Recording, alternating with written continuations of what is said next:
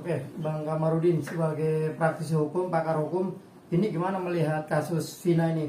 Artinya sekarang ada 4 atau 5 saksi yang pada 8 tahun yang lalu memberikan keterangan kesaksian di BAP, tapi sekarang malah mau mencabut nih. Artinya bahwa dulu dia memberikan keterangan yang salah, ada di bawah tekanan dugaan mereka. Nah, sekarang mau cabut BAP yang lama, mau bikin yang baru, itu gimana dari sisi hukumnya? Apakah berisiko atau seperti apa?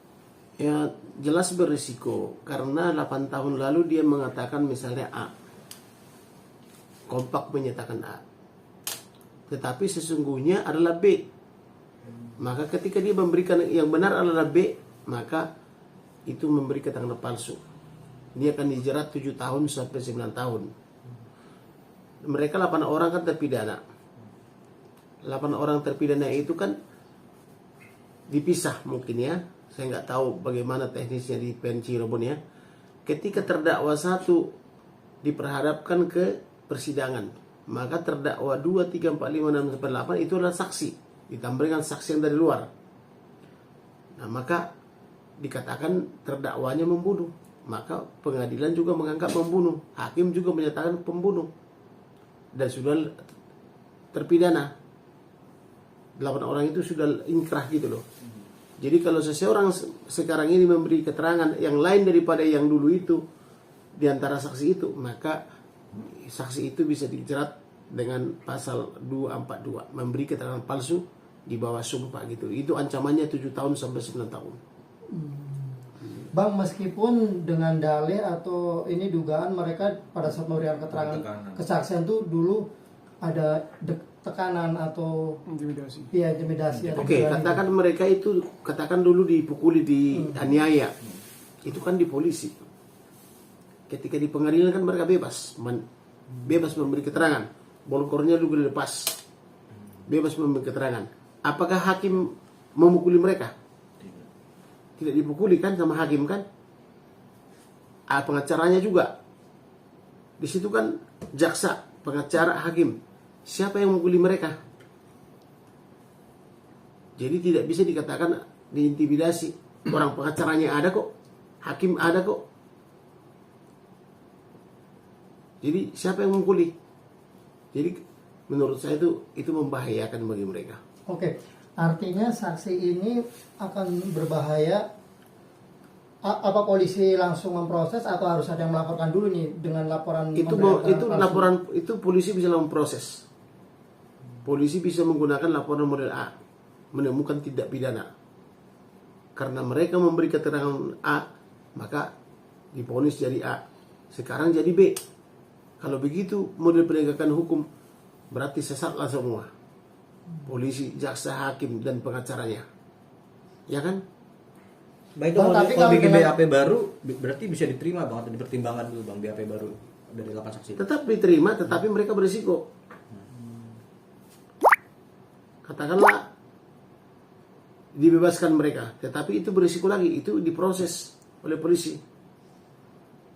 Jadi siapa yang membunuh menjadi tidak ada kan? Siapa yang membunuh Pina dan Eki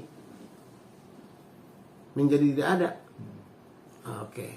Bang, tapi kalau apa artinya walaupun beresiko tapi demi membuka sebuah permasalahan yang masih kusut seperti bisa dipertimbangkan nggak Bang? Artinya ketika Ya tetap boleh ya demi mempertimbangkan masalah itu misalnya supaya lurus masalahnya.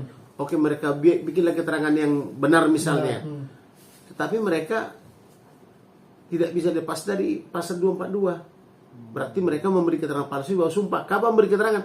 Ya 6 tahun yang lalu gitu loh. Nah, Bang, artinya nggak bisa sembarangan ya sebagai seorang saksi ketika memberikan keterangan kepada artinya pengadilan atau kepada kepolisian harus benar-benar. Ya memang memberi keterangan kepada polisi atau kepada jaksa atau kepada pengadilan itu harus keterangan yang benar. Katakanlah di kepolisian dia mengatakan A, tapi di pengadilan kan disumpah. Anda disumpah. Apakah keterangan Anda itu benar? Kan begitu, ditanya dia kan. Oh, itu ada keterangan saya. Jaksa menanyakan, itu keterangan dia. Pengacara menanya.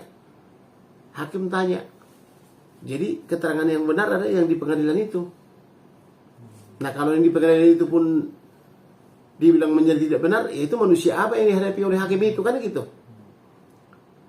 Karena itu kan bukan dukun, bukan serba tahu gitu loh kalau hakim itu kan. Hakim itu kan menganalisa berdasarkan keterangan A, B, C dan seterusnya. Keterangan terdakwa 1, 2, 3, 4, 5, 6, 7, 8 ditambah dengan saksi gitu loh.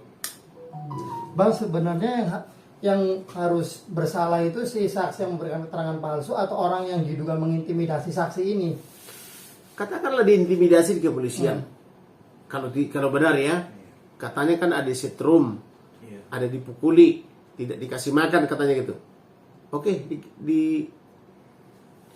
setelah di tangan jaksa begitu enggak? Dialami enggak begitu?